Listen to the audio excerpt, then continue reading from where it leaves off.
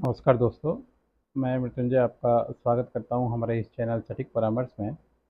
और क्या आप भी एनजीओ चलाते हैं और एनजीओ में 12A 80G या ये सब का डोनेशन रखते हैं? और हमेशा एक सवाल रहता है कि क्या गवर्नमेंट चाहे तो आपका 12A या 80G का रजिस्ट्रेशन कैंसिल कर सकती है कि नहीं कर सकती है? इस पे बहुत सारे लोगों का बहुत सारा सवाल रहता है, क्योंकि बहुत सारे लोग हैं जो एनजीओ में मान लीजिए फंडिंग आ जाता है, पैसा मिल जाता है, मगर उसका सोर्स नहीं पता होता, रिकॉर्ड नहीं पता होता, या बताना नहीं चाहते, या मान लीजिए पता चला पैसा अपना ही है, अपने ब्लैक पैसे को वाइट करने के लिए इधर से उधर घुमा रहे हैं। तो ऐसे मामले में बहुत सारा जो है एग्जाम्पल निकल के आता है जो आपको देखना चाहिए, क्योंकि अगर आप एनजीओ कर रहे हैं, काम कर रहे हैं, पैसा आ रहा है, तो उसका जो हिसाब है आपको देना पड़ेगा। उसका बिना हिसाब दिए आप नहीं बच सकते। अब देखिए, ये एक लेटेस्ट मामला आया है, नाम काफ़ी फेमस है, आप लोग जानते होंगे, आजम खां, यूपी के, जो एमपी भी थे समाजवादी पार्टी से काफ़ी दिनों तक, जौनपुर या ऐसे शायद उधर कहीं रायबरेली के आसपास कहीं उधर से एमपी थे ये, काफ़ी दिनों तक। अब देखिए इन पे आरोप क्या है।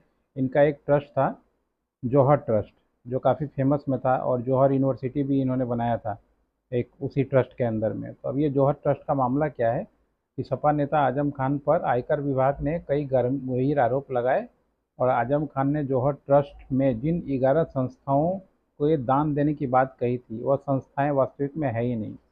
और आयकर ने जौहर ट्रस्ट का अब रजिस्ट्रेशन भी रद्द कर दिया। अब आइए देखते हैं पूरा मामला है क्या। कि सपा नेता मौलाना मसूद अली, जौहर ट्रस्ट के आजीवन अध्यक्ष मोहम्मद आजम खां, इस पे इन दोनों पे आरोप है कि इन्होंने 2020-21, सोचिए अभी 20-21 और 23-24, इसमें इन लोगों का जो ट्रस्ट था रजिस्ट्रेशन कराया था इन्होंने 12B में। 12B होता है कि अगर आपको इनकम छूट, 12A होता है इनकम छूट लेना है आपको, तो उसके लिए आप अपने एनजीओ का रजिस्ट्रेशन कराते हैं। 80G होता है कि आप किसी को डोनेशन दे रहे हैं तो उसको छूट मिलेगा, जैसे जो पार्टी आपको दिया उसके छूट के लिए 80G, और आप अपने छूट के लिए 12A, ये दो रजिस्ट्रेशन होता है। और हम लोग भी ये काम कराते हैं पूरे इंडिया में। ये सब बताने के पीछे का स्पष्टीकरण का मामला भी ये है कि ये काम हम लोग भी करते हैं, तो इसीलिए इन सब चीज़ों के बारे में अच्छी से बता पाते हैं, गाइडलाइन कर पाते हैं कि अगर आप एनजीओ चला रहे हैं तो आप कहीं इन सब चक्करों में ना फंस जाएं और सही तरीके से काम करें। अब इसमें देखिए, इनके जो ट्रस्टी थे मोहम्मद आजम खां, परवेज मियाँ और सीए दीपक गोयल के साथ डमी ट्रस्टी, सबका बयान लिया गया है। यानी ऐसा नहीं है कि अगर मान लीजिए आपका लॉयर या आपका सीए आपको बता दे रहा है कि लाइए कैश पैसा लाइए, मैं उसको अरेंज करा दूंगा, या मैं इसको रोटेशन कर दूंगा या घुमा दूंगा, तो वो नहीं फंसेगा। अगर आपका ट्रस्ट फंसेगा तो उसको भी, उसका भी बयान उसमें लेगा, भले ही वो उस पर कुछ होता नहीं एक्शन, क्योंकि वो तो बोल देगा भैया मेरा थोड़ी है, पैसा तो इन्होंने लाया था और इन्होंने बोला तो हमने कर दिया। तो हो सके कुछ दिन के लिए वो सस्पेंड हो जाए, मगर आपका तो रजिस्ट्रेशन पक्का कैंसिल होना ही है। और इसमें जो है कार्रवाई भी होता है, टैक्स वगैरह भी पे करना पड़ता है, और बहुत सारा चीज़ सीज भी होता है। अब देखिए इसमें मामला क्या है।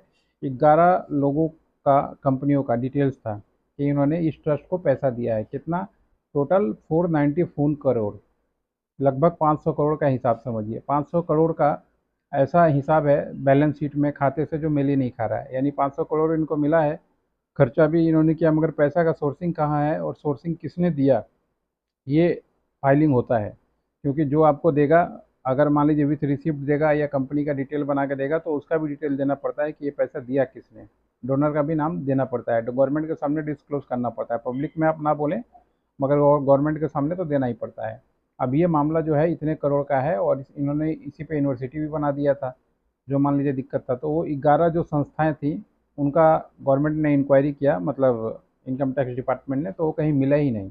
इसलिए इनका जो, अब देखिए आजम खान पे केस, ट्रस्ट प्रॉपर्टी और हिसाब का, अब इनका अकाउंट भी पता चला बाद में जाकर सीज ना हो जाए, ये भी हो सकता है। अकाउंट भी सीज होता है, जैसे ये रजिस्ट्रेशन कैंसिल कर दिया इनका 12A भी, बाद में हो सके अकाउंट भी ना सीज कर जाए। और जो इन्होंने जिला पंचायत के अधिकारी की रिपोर्ट के अनुसार दर्शाती है कि भवन के नक्शे स्वीकृत नहीं थे। जो इन्होंने एक बहुत बड़ा भवन भी बनाया था, तो भवन भी जो है वो नक्शा भी पास नहीं था। देखिए एक बार जब आप फंस जाएंगे ना किसी भी चीज़ में, तो आपके खिलाफ 50 चीज़ें चले आएंगी। आपका पता चलेगा कि नक्शा भी आपका नहीं है, बाकी चीज़ें भी नहीं है, ज़मीन का रजिस्ट्रेशन भी नहीं है, ज़मीन का कमर्शलाइजेशन भी नहीं है। जब तक आप दूर बैठे हैं राजनीति में, आप सत्ता में हैं, तब तक तो आपको सारी गलत चीज़ें आप करो, आपको कोई देखने वाला नहीं है, पूछने वाला नहीं है। मगर जैसे आपका सरकार गया तो एक एक चीज़ का इंक्वायरी हो जाता है कि गिलास भी इन्होंने कहाँ से खरीदा था। इसीलिए राजनेताओं को खासकर ऐसी चीज़ों से बच के रहना चाहिए। अभी देखिए इनका 10-15 साल तो मान लीजिए जेल में ही घूम रहे हैं, ये इधर से उधर, ज़िंदगी इनकी जो है नरक हो गई है। तो जितना इन्होंने कमाया, इनका और इनका फैमिली का, इनके बेटे का, सबका, तो जितना इन्होंने कमाया उससे ज़्यादा तो अब ये परेशान हुए हैं।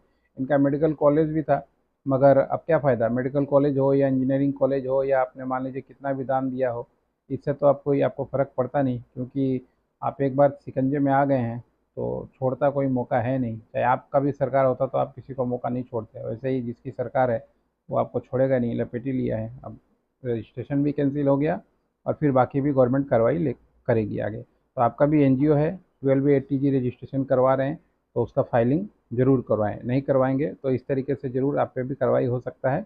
या सोर्सिंग का जो तरीका है, फंड सोर्सिंग का, उसका भी आपके पास प्रूफ होना चाहिए, तभी जाके मान लीजिए आपका एनजीओ धीरे धीरे काम करेगा, आगे बढ़ेगा। सिर्फ पैसे की लालच में पैसा बनाना है और काला पैसा इधर से उधर से ला के वाइट करना है, वो चक्कर के में एनजीओ ना खोले, नहीं तो फिर कहीं के नहीं रहेंगे, ना घर के रहेंगे ना घाट के। आज के लिए इतना ही दोस्तों, नमस्कार।